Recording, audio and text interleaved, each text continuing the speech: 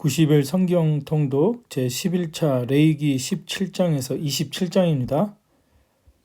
레위기 17장에서 20장 해설입니다. 생활과 예배를 위한 율례인데 생활과 예배를 위한 율례는 뭐냐면 하나님께서 이스라엘 백성들을 하나님의 백성으로 삼으시고자 애굽에서 출애굽시키셨습니다. 하나님의 백성들은 어떻게 살아야 되는지 하나님의 백성들의 삶을 말씀하시고 있습니다. 주요 주제가 뭡니까? 거룩입니다. 거룩한 삶을 살아야 할 것을 말씀하고 있습니다. 17장에서 18장, 20장, 24장은 이방 민족의 잘못된 전통과 풍속을 좇지 말라 그렇게 말씀하고 있습니다. 17장에 전에 음란하게 섬기던 순념소에게 다시 제사하지 말라라고 말씀하고 있는 것입니다. 그거는 이전에 애굽에서 그들이 섬겼던 신들이 있다는 것을 말하는 거죠. 애굽의 신들. 이전의 것을 다 버리라고 말씀하고 있습니다. 그러니까 우리가 세계관적인 관점에서 보면 이들이 이스라엘 백성들이 애굽에서 430년을 살았는데 430년 동안 살았다는 것은 애굽 문화에 지대한 영향을 받았다는 겁니다. 문화와 종교에. 그들의 세계관이 애굽의 문화와 종교에 영향을 받은 세계관입니다. 근데 이들의 이 세계관을 바꾸기 위해서 하나님께서는 이들을 광야로 끌어내셔서 애굽이라는 땅에서 끌어내셔서 이들의 세계관을 변화시키고 이 하나님의 백성을 삼고자 하셔서 그들에게 지금 시내산에서 하나님께서 이런 말씀 율례를 가르치고 계신 겁니다. 전에 음란하게 섬기던 순념소에게 다시 제사하지 말라 말씀하셨고 또 피를 먹지 말라고 말씀합니다. 이후에 17장에서 다시 한 번 더 설명드리겠습니다. 18장에는 이방의 가증한 풍속을 따르지 말라. 주요 주제가 이제 이방 풍속, 이방 종교 문화와 연관이 되어 있죠. 그 목록들은 근친상간, 근친 결혼, 간음, 어린아이, 희생제사, 동성애행위, 수관 이런 풍습들은 모두 가나안 종교와 관련된 내용들이 많습니다. 그래서 하나님이 이것들을 멀리하라고 말씀하고 계시고 20장에는 반드시 죽어야 하는 죄로 자식을 몰래에게 주는 죄, 접신한 자와 박수무당을 따르는 자, 부모를 저주하는 자, 남의 아내와 간음하는 자, 아버지의 아내와 동침하는 자, 며느리와 동침하는 자, 짐승과 교합한 자, 이 같은 그 이방 풍속을 따르지 말라고 말씀하고 있습니다. 즉 우리가 세계관적인 관점에서 보면 하나님의 백성들은 이 세상의 문화 속에서 살 때 이 세상의 문화를 거스르는 삶을 살아야 하는 것이죠. 그리스도인의 문화를 새롭게 우리가 창출해야 한다는 것을 또한 우리가 알 수 있습니다. 너희는 내가 너희 앞에서 쫓아내는 족속의 풍속을 따르지 말라라고 말씀한 이유가 무엇입니까? 나는 너희를 만민 중에서 구별한 너희 하나님 여호와이니라. 하나님께서 우리를 구별하셔서 하나님의 백성으로 삼으셨기 때문에 이제는 구별된 하나님의 백성으로서의 거룩한 삶을 살라고 명령하신 것입니다. 너희는 나에게 거룩할지어다. 이는 나 여호와가 거룩하고 내가 또 너희를 나의 소유로 삼으려고 너희를 만민 중에서 구별하였습니다. 구별된 하나님의 백성으로서의 삶의 관점에서 우리가 또한 성경을 봐야 할 것입니다. 하나님은 하나님의 백성을 만민 중에서 구별하였습니다. 그리고 그들에게 구별된 삶을 살라고 말씀하십니다. 이 출애굽기 19장은 하나님께서 모세를 통해 거룩을 명령하셨습니다. 너희는 거룩하라. 나 여호와 너희 하나님이 거룩하며. 거룩은 뭡니까? 거룩? 하나님의 성품입니다. 하나님의 성품. 하나님은 죄와 함께 하실 수 없습니다. 하나님의 성품을 본받아 살아가야 되는 것이죠. 우리가 하나님의 거룩함처럼 하나님의 거룩함을 본받아 하나님의 형상을 따라 살아가야 하는 것입니다. 21장, 22장은 제사장들을 위한 규례를 말씀하고 있습니다. 그들은 기본적으로 거룩이 생활화되어야 했습니다. 신체와 마음이 거룩한 사람들로 신체뿐만 아니라 마음이 거룩한 사람들로 지내야 했습니다. 23장과 25장은 이스라엘의 절기에 대해서 말씀하고 있고 26장은 축복과 징벌에 관한 말씀입니다. 순종하는 자에게는 축복이요, 순종은 축복이요, 불순종하는 자에게는 징벌이 있을 거라고 말씀합니다. 그러나 하나님은 또한 그들이 불순종했다 할지라도 징벌을 당한 후에 진정으로 회개한다면, 죄를 뉘우치고 회개한다면 하나님 아브라함과 이삭과 야곱에게 말씀하신 언약을 기억하실 거라고 약속하고 있습니다. 27장은 서원과 11조에 관한 말씀이 기록되어 있습니다. 이제 17장부터 좀 더 구체적으로 조금만 더 살펴보겠습니다. 레위기 17장에서 20장은 이스라엘 공동체의 거룩함과 정결함에 대해서 말씀하고 있습니다. 그래서 성결법전이라고 부릅니다. 홀리네스 코드라고 부르는데 이 장들의 핵심 구절은 뭡니까? 19장 2절, 레위기 19장 2절에 너희는 거룩하라. 이는 나 여호와 너희 하나님이 거룩함이니라 라고 말씀하고 있습니다. 레위기 17장 3절에서 9절은 성막 밖에서 희생제사를 바치는 것을 금지하고 있습니다. 하나님은 희생제사를 위한 구체적인 시간과 장소를 하나님께서 정하셨습니다. 인간들이 자기 방식대로 희생제사를 바치게 되면 자신들의 생활 방식에 맞게 자기들의 생각대로 하나님의 율법을 더하거나 뺄 수도 있게 됩니다. 이 교도의 종교는 어떻습니까? 개인 제사장이 자신의 규율을 정할 수 있도록 허용했습니다. 이스라엘 백성이 우상에 빠졌을 때 어떤 현상이 일어났습니까? 사사기에 사람마다 자기 소견에 옳은 대로 행하였다라고 말하고 있습니다. 그래서 하나님께서는 성막 밖에서 희생제사를 아무데나 드리는 것이 아니라 하나님께서 정하신 성소에 와서 성막에 와서 성막 안에서 희생제사를 바칠 것을 말씀하고 있습니다. 하나님의 말씀의 명령에 정확하게 순종하는 백성들로 삼으시기를 원하십니다. 하나님은 이스라엘 백성들의 또 피를 먹지 말라고 말씀합니다. 그 이유가 무엇입니까? 육체의 생명은 피에 있기 때문이다 라고 말씀하고 있고, 이어서 생명이 피에 있으므로 피가 죄를 속하느니라고 설명하십니다. 구약 성경에서 짐승의 죽음은 죽음의 형벌을 충족시켰습니다. 그러니까 짐승의 죽음은 뭡니까? 피를 흘렸다는 것이 죽었다는 증거죠. 피를 다 쏟는다는 건 죽음을 증거하는 건데, 짐승의 그 죽음은 죽음의 형벌을 충족시켰다는 것을 말합니다. 그러므로 하나님은 죄인의 죄를 용서하셨다는 것을 말합니다. 로마서 6장 23절 우리가 잘 알듯이 죄의 삭은 사망이라. 그래서 우리 인간이 죄를 지은 인간은 모두가 사망에 이르게 된다. 그러나 하나님께서 우리의 죄를 용서하십니다. 예수 그리스도의 피는 우리에게 영원한 구속을 가져다 준다. 그러니까 죽으심으로 말미암아 우리의 죄를 용서하셔서 우리를 구원하셨다는 것을 증명하고 있습니다. 히브리서 9장 22절 이렇게 말합니다. 피 흘림이 없은즉 사함이 없느니라. 레위기 18장입니다. 이스라엘의 거룩함은 성윤리에 대한 것도 포함이 되어 있었습니다. 거룩함은 성윤리하고도 관련이 있습니다. 자매나 부친이나 모친, 딸, 아들, 삼촌, 다른 친척들과의 성적 관계가 금지되었습니다. 이런 성관계들은 가나안의 종교와 문화에 속한 것들이었습니다. 가나안의 사회와 종교는 세속적인 욕망과 성적인 부도덕과 술 취함에 호소했습니다. 그러나 이스라엘 백성들은 거룩함으로 이들의 이런 모습과는 구별되어야 했습니다. 하나님은 자기 백성이 이교도의 문화와 종교와 혼합되는 것을 원치 않으셨습니다. 그래서 근친상간이나 간음이나 자녀를 희생 제물로 바치는 것, 동성애, 수간 등 가나안의 이방 종교 문화에 흔했습니다. 그래서 이런 것들을 하나님께서 금하셨습니다. 이런 지침을 미리 말씀하신 것은 지금 이스라엘 백성들이 어디 있습니까? 레위기를 모세가 어디에서 받았습니까? 시내산.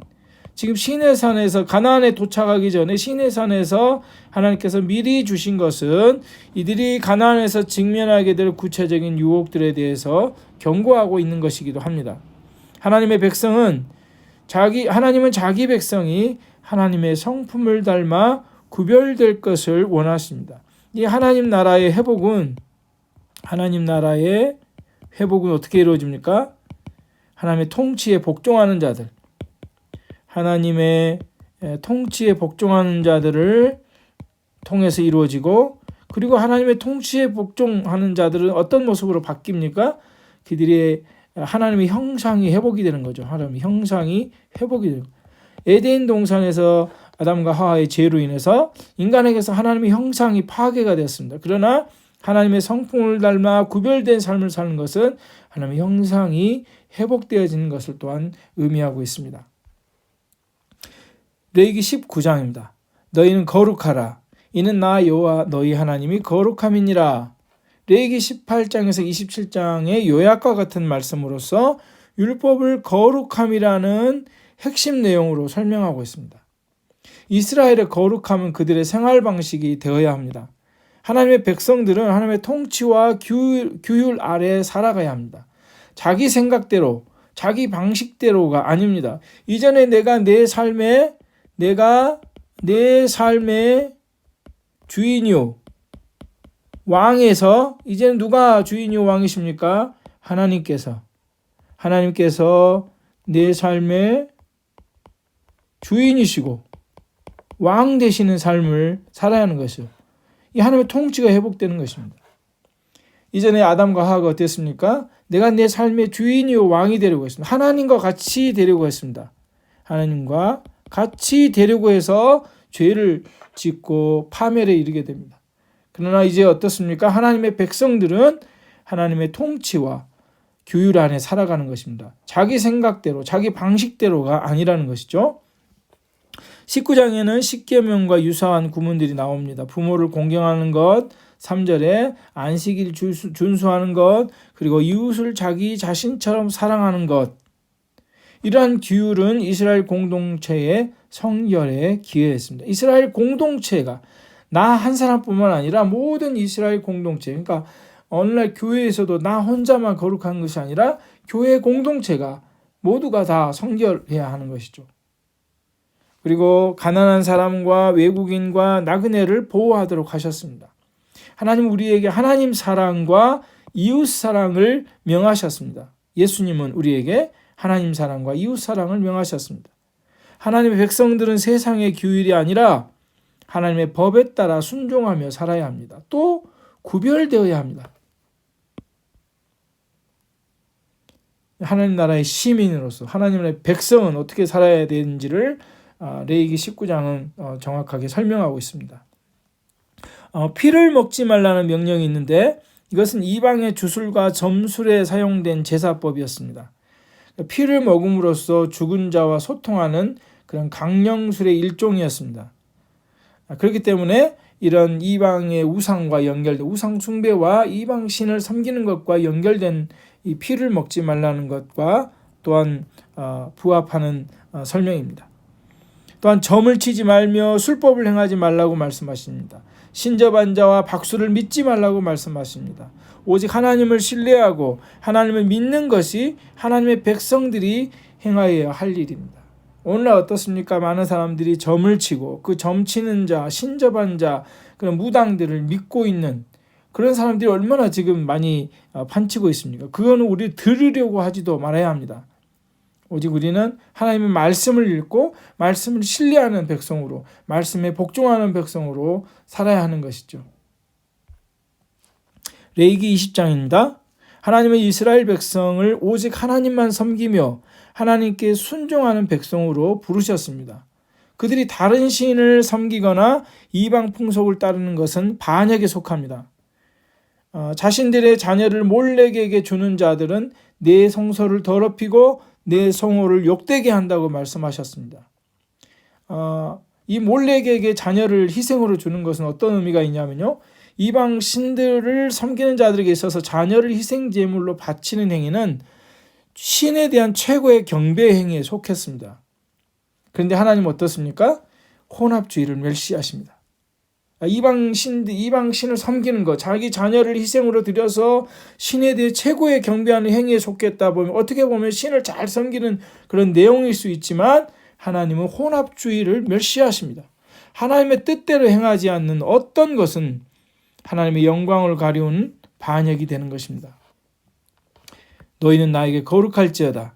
이는 나 여호와가 거룩하고 내가 또 너희를 나의 소유로 삼으려고 너희를 만민 중에서 구별하였음이라고 말씀합니다.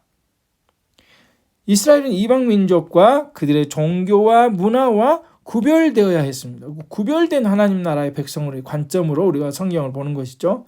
짐승도 정결한 짐승과 부정한 짐승으로 구별해야 했습니다.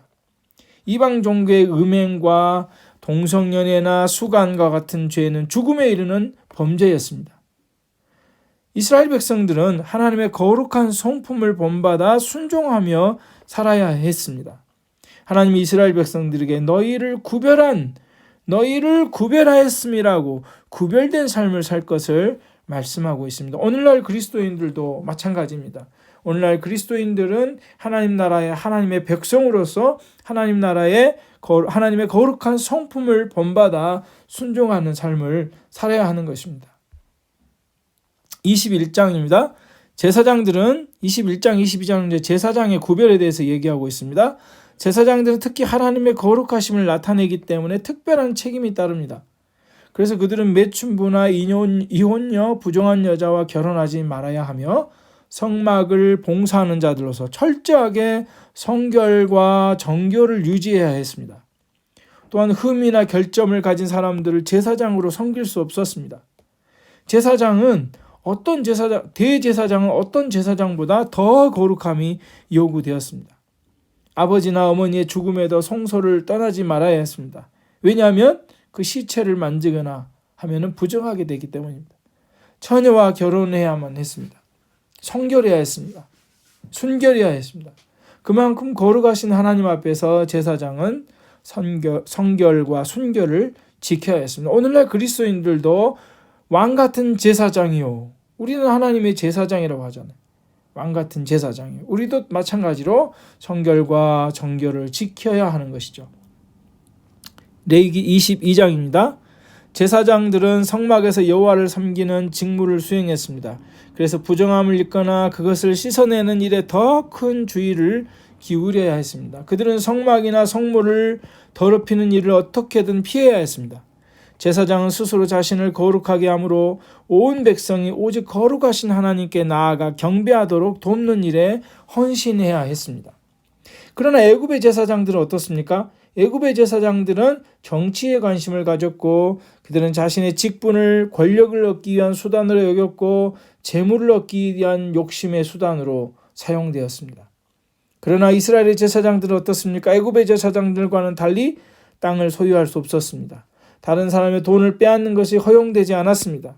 오직 하나님만 섬기도록 하였고 백성들도 안심하고 하나님께 나아올 수 있었습니다.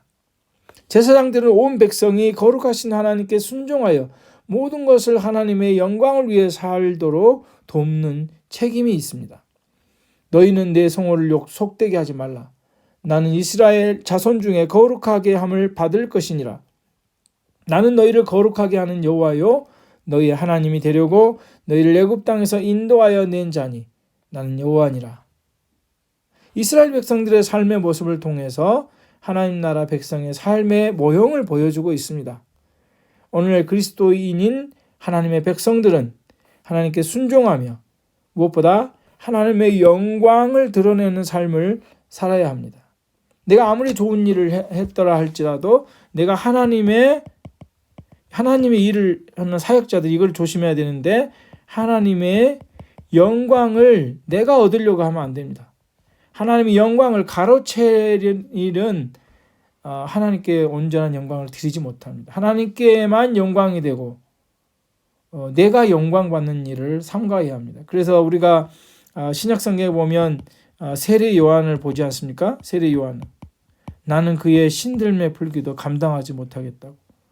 세례 요한은 기꺼이 예수 그리스도의 오실 길을 예비하고 하나님의 영광을 추구했습니다. 예수님도 마찬가지입니다. 예수님도 하나님의 영광을 추구했던 모습을 볼 수 있습니다.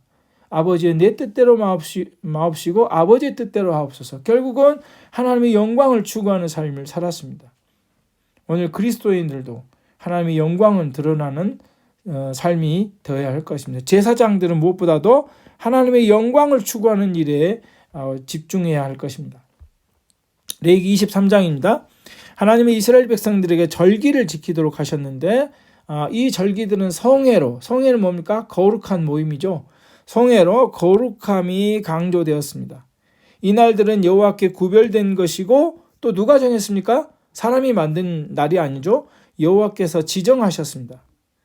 이 날과 절기들은 하나님께서 이스라엘에게 주신 선물입니다. 왜냐하면 이 날은 안식했습니다. 노동하지 않고 안식하고 온 백성이 하나님 백성들이 함께 쉬고 음식을 나누고 하나님이 하신 일에 대해서 감사하고 그것을 기억하기 위해 모인 특별한 날로 구별하였다는 것을 알 수 있습니다. 레위기 24장입니다. 성소의 등잔대에 불은 저녁부터 아침까지 항상 켜져 있도록 하였습니다. 여호와 앞에 진설한 떡인 진설병은 어떻습니까? 매주마다 묵은 떡을 새 떡으로 바꾸도록 했습니다. 이스라엘의 12지파를 상징하는 12덩이의 떡은 성막에 계신 여호와의 실제적인 임재를 가리켰습니다. 예수님은 뭐라고 합니까? 우리 사람이 떡으로만 살 것이 아니요 하나님의 입에서 나오는 모든 말씀으로 살 것이니라고 말씀하고 있습니다. 오늘날 우리가 영적으로 해석한다면 이 떡은 뭡니까? 우리가 매일 먹는 하나님의 말씀이라고 생각합니다. 하나님은 여호와의 이름을 모독하는 자들에게 죽음의 형벌을 명하셨습니다. 여호와의 이름을 모독하는 자들. 우리는 하나님을 경외함에 있어서 말과 행실에 매우 주의해야 한다는 것을 알 수 있습니다. 율법에는 거룩뿐 아니라 정의와 사랑이라는 주제도 초점을 맞추고 있습니다. 눈에는 눈, 이에는 이. 어떻게 보면 무서운 말인 것 같지만 이 안에는 정의의 주제가 포함이 되어 있습니다. 동해보복법, 렉스 탈리오니스라고 하는데 발톱의 법이라고 하는 이 동해보복법은 형벌은 각각의 범죄에 상응하도록 부과시키고 있다는 겁니다. 즉 이는 정의의 본질적인 원칙을 말씀하고 있습니다. 이는 사적으로 복수에 대한 승인이 아니라 재판관을 위한 법전이었습니다. 처벌은 범죄에 적합한 것이지만 이를 넘어서면 안 된다는 것이죠. 그러나 고대 근동의 아시리아의 법전에는 범죄자가 저지른 범죄보다 더 가혹했다고 합니다. 레위기 25장입니다. 안식년은 7년 중 1년 동안 밭을 묵히도록 하였습니다. 이것은 이스라엘 백성들에게 하나님의 통치와 공급하심을 상기시키는 것입니다. 하나님께서 안식년에 1년 동안 밭을 묵힌다는 건 뭡니까? 1년 동안 소출이 없으면 살 수가 없잖아요. 그러나 하나님께서 그들의 삶을 통치하시고 그들에게 공급해 주신다는 것을 상기시키고 있습니다.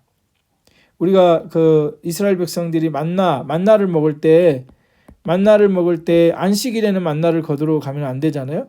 그래서 안식일 전날은 2배, 이틀치를 2배를 걷어서 갈 수 있도록 하는 모습을 볼 수가 있습니다. 희년은 어떻습니까? 희년은 이스라엘을 위한 특별한 안식과 해방으로 구별되었다는 것을 의미합니다. 희년은 50년마다 경축하였으며 빛을 탕감하고 모든 종을 해방하며 팔린 모든 토지를 원래 주인에게 돌려주는 것이 포함되었습니다. 오늘날 우리는 날마다 그리스도의 구원의 은혜를 기억하며 살아가야 합니다. 50년마다 한 번이 아니라 매일같이 하나님께서 우리에게 베푸신 구원의 은혜를 기억하며 살아야 합니다. 다른 사람에게 가한 상처는 하나님을 경외하지 않고 존중하지 않는 태도에서 나오는 결과로 또 보고 있는데요. 레위기 25장 17절입니다. 너희 각 사람은 자기의 이웃을 속이지 말고 내 하나님을 경외하라. 나는 너희 하나님 여호와이니라. 이웃을 속이는 것은 하나님을 경외하지 않고 존중하지 않는 태도로 보고 있는 것이죠. 하나님은 이스라엘 백성들이 가난하고 무력한 자, 고아와 과부, 장애인을 돕는 일 등을 크게 강조하고 있습니다. 나는 너희를 애굽 땅에서 인도하여 낸 너희 하나님 여호와이니라. 이것을 강조함으로써 이스라엘 백성들이 어떤 하나님의 은혜를 입었음을 깨닫게 하므로 그들이 서로를 어떻게 대해야 하는지 그 방식을 설명하고 있는 것입니다.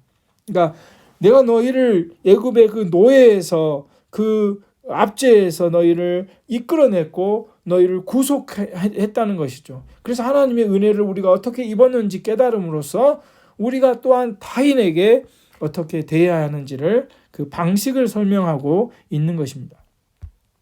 레위기 26장입니다. 26장은 레위기의 결론적인 장입니다. 순종에 대한 보상과 불순종에 대한 형벌을 말씀하고 있습니다. 언약이 주는 최고의 복은 무엇입니까? 레위기 26장 11절 12절에 표현하고 있습니다.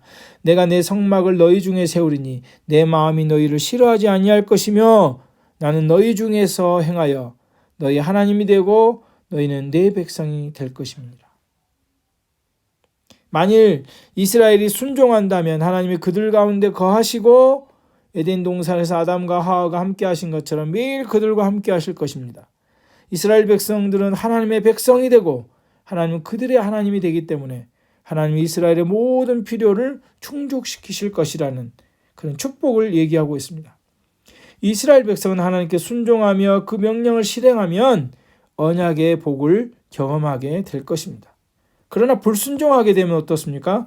언약의 저주를 받게 될 것입니다.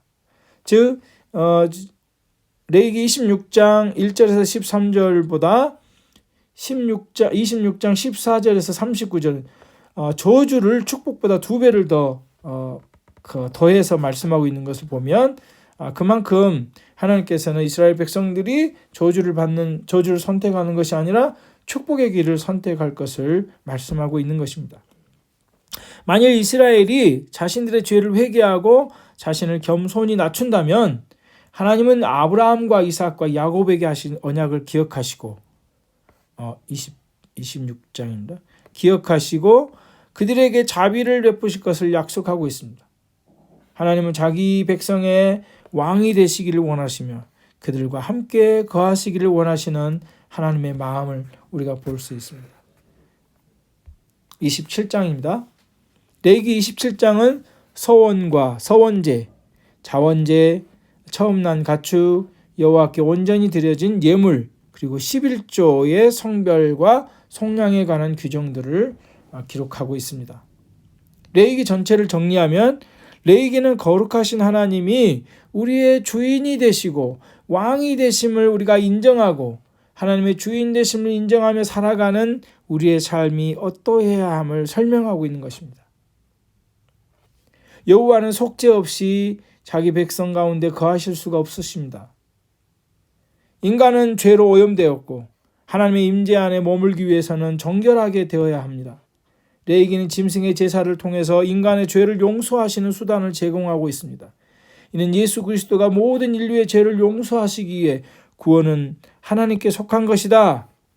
하나님 편에서 인간을 사랑하시어 용서하시고자 하시며 자기 백성을 구원하신다는 십자가에서 자기를 희생하심에 대한 모형입니다.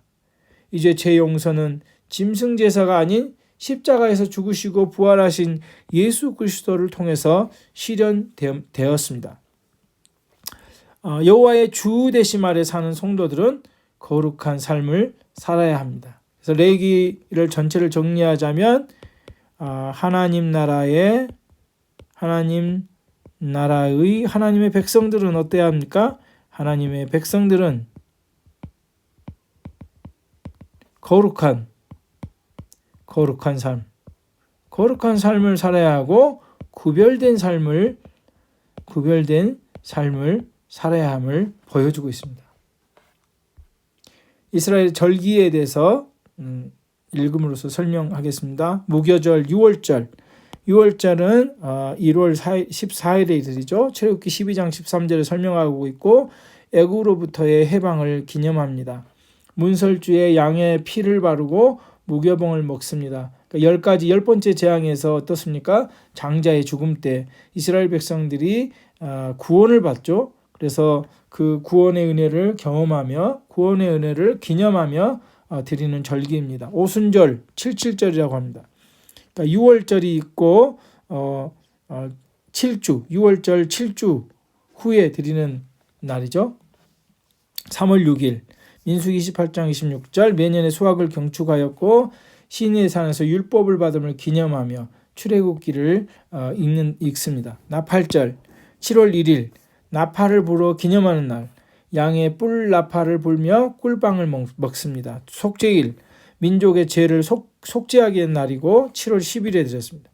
종일 금식하고 죄를 고백합니다. 장막절 또는 초막절이라고 합니다. 광야에서의 나그네 생활을 기념하는 것이죠. 광야에서 그들이 어떻습니까? 텐트를 치고 살아갔던 그 모습을 기념하는 것이죠. 종려나무와 버드나무로 장막을 짓고 거기에 거합니다. 후림절은 에스더서에 나오죠. 유대인이 하만의 학살, 음모에서 구원받음을 기념하는 절기입니다. 레위기를 마쳤습니다.